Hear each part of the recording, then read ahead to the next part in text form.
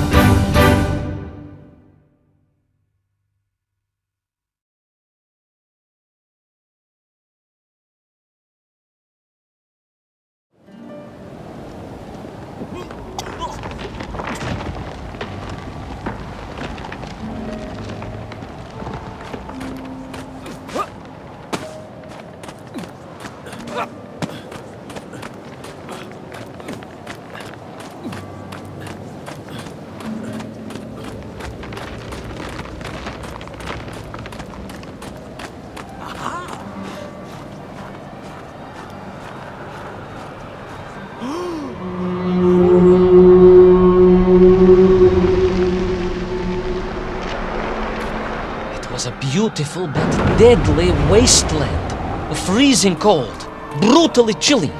Enough to kill a man in hours. Yet here you are. Indeed, General. An impoverished childhood playing in the streets of Omsk during those bitter winters had made me hardy. I thought you said you grew up in Altai. Ah, General, the life of a poor toy maker's family. We had to move from place to place just to find work.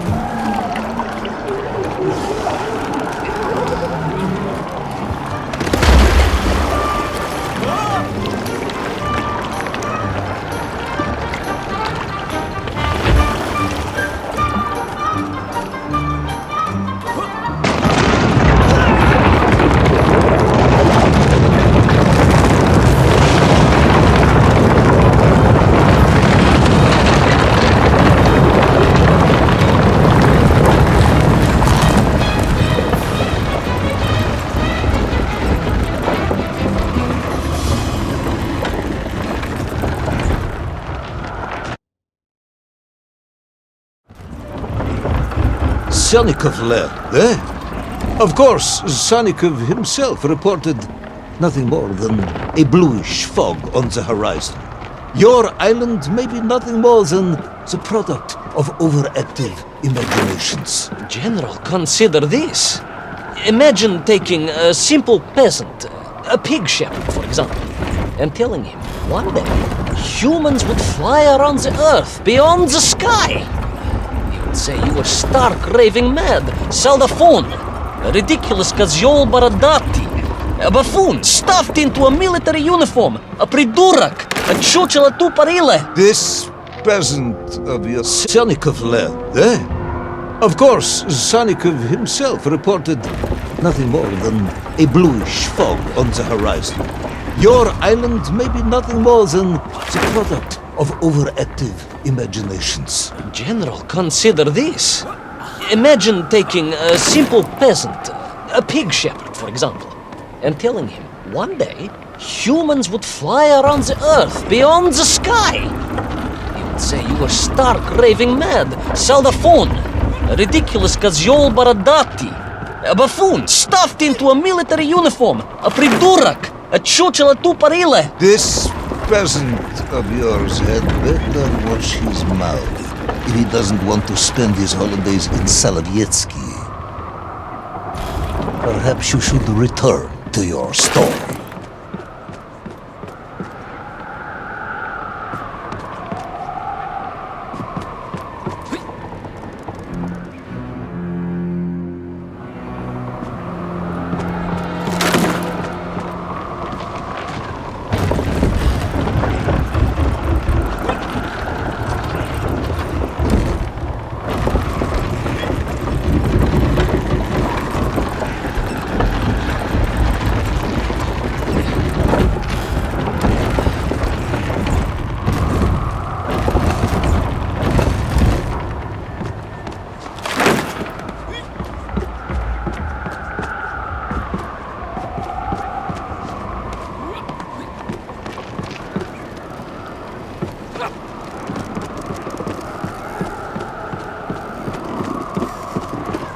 There in the cliff, I could not believe it. A hairy elephant, trapped and frozen in the ice. A mammoth! No, General, a hairy elephant. Who would think such a thing could be?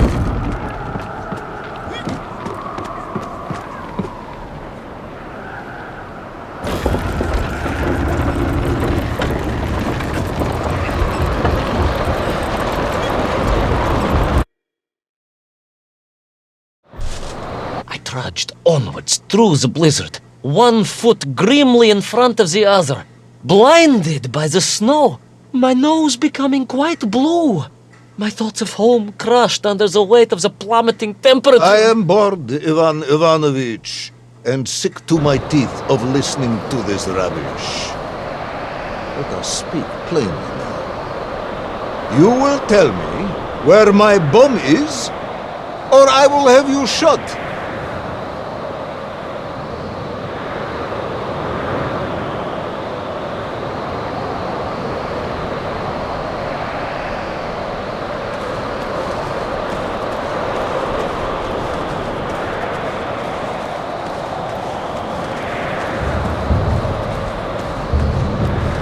I am just getting to that, General. Shot! Comrade Ivan! Shot with real bullets, fired from a real gun, not some ludicrous Bultavia about lost cities and dinosaurs and Yankun and Mammoth. It was a hairy elf. No! I will not tolerate any more! Where is the bomb, Ivan Ivanovich? Where is Little Orpheus? It was right there. What? It was there. At least I realized it must be. Where? There? On Sonic Land? Yes, General, because as the storm began to clear, I realized with a strange excitement and trepidation that I was not alone on Sonic Flight.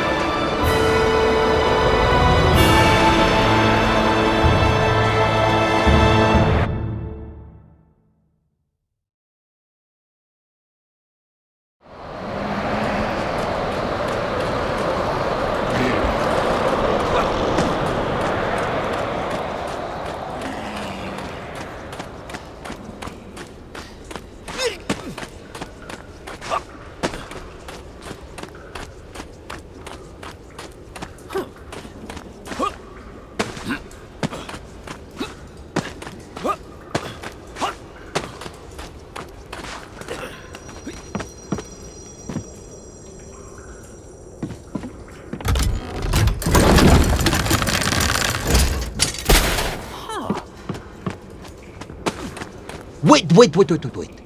Go back. You say these lifeboats came from Zarya? A Russian ship? Zarya returned home, but not with all of her crew. And here were the missing lifeboats, trapped in the ice for all of these years. And it could only mean one thing. That you are continuing to hang lapsha on my ears.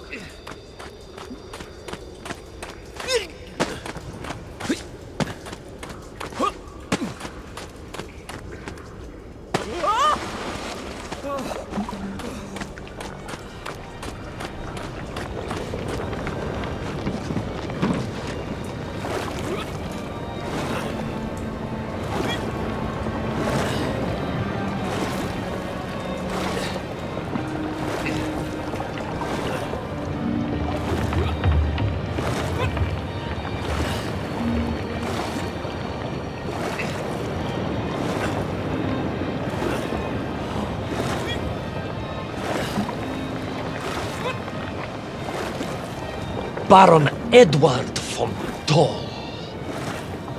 Of course, I remember reading about his tragic expedition at school.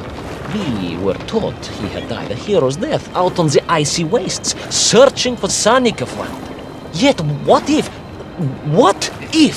in doing so, he had sailed accidentally into the interior, deep below the crust of the world?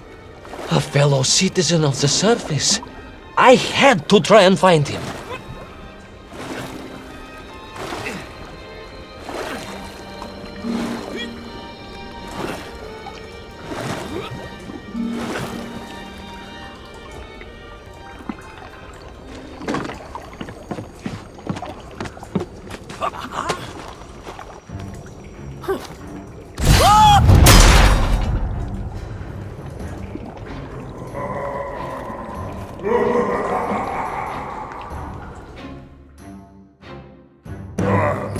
A dead explorer stole my bomb. Not dead, General, but quite insane.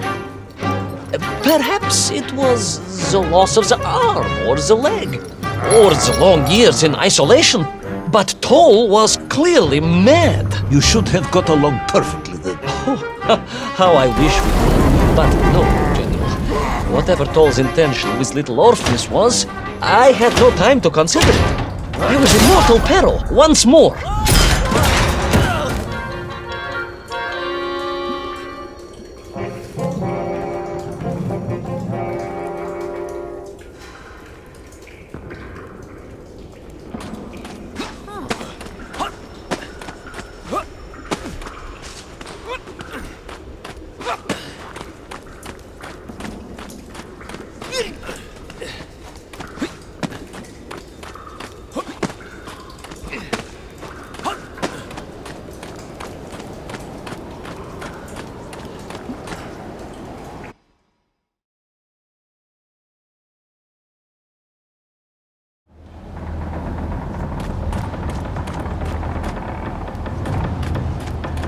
So, you believe that Tol had somehow enslaved the Menkiv and bent them to his will? I do, General. It was obvious. Why else would they serve him? And how else could they be so different from their free comrades? These odd helmets they wore, it was the science of our times. No doubt about it. Although fused with some strange crystal technology I could not recognize. To be honest with you, it didn't seem appropriate to stop and ask them.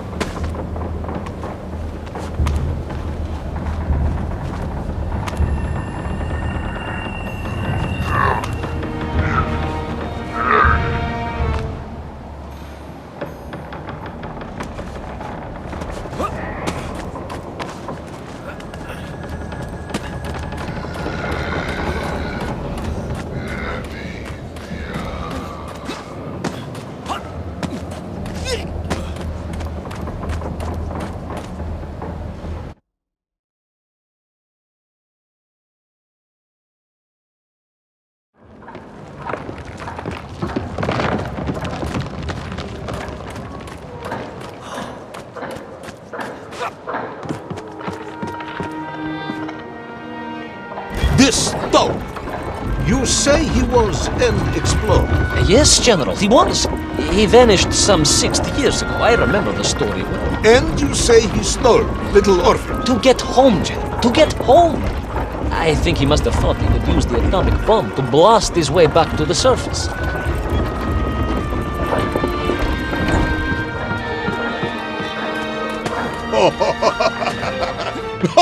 Brilliant, Ivan Ivanovich! And you expect me to believe that a 100-year-old madman not only survived below the Earth's crust, but enslaved his Menkiv, explored the lost worlds, and discovered the secrets of atomic power, all by himself? A Tsarist... Brilliant, Ivan Ivanovich! And you expect me to believe that a 100-year-old madman not only survived below the Earth's crust, but enslaved his Menkiv, explored the lost worlds, and discovered the secrets of atomic power, all by himself? A Tsarist general. An imperialist. No doubt harking back to the terrible days before the Great Revolution. And Estonian. Estonian? Estonian general. They are wily people.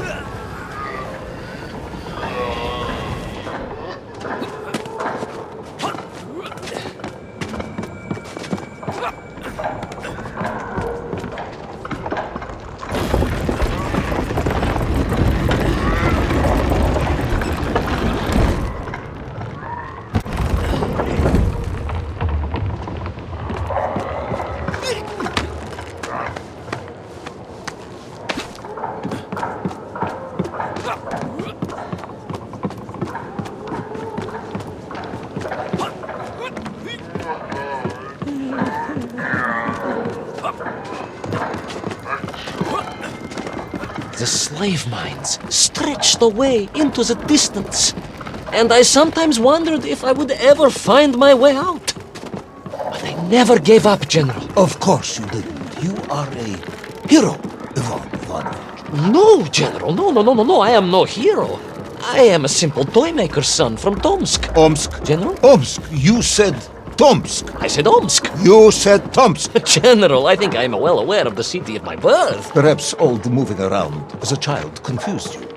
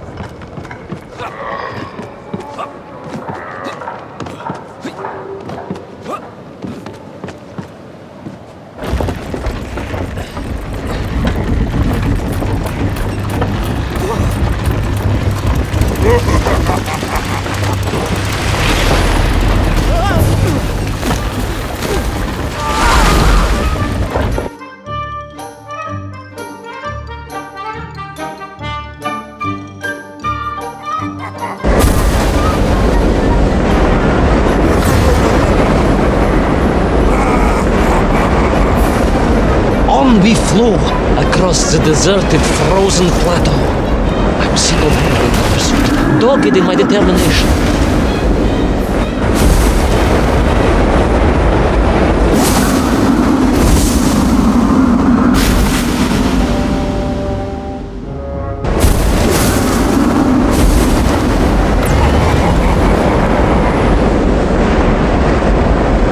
On we flew across the deserted, frozen plateau.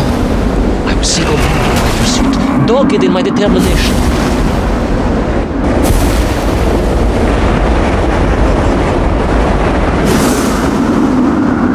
I would take back Little Orpheus and prevent Toll from detonating the bomb. You are as humble as ever, Tavares. Well, General, you are a great military leader, a great strategist, whereas I am simply the humble son of a watchdog, a toy maker, and driven by patriotic fever with no regard for my own safety. I rushed blindly on.